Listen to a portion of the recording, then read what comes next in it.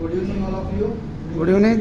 आपले प्रताप आंबेवाले सरांनी आपले सोनी ग्रीनमध्ये प्लॉट नंबर 35 बुक करून खरेदी केलेले आहे. तर त्यांना सत्कारसाठी मी अंजली मॅडमला विनंती करतो, त्यांना सत्कार करावा.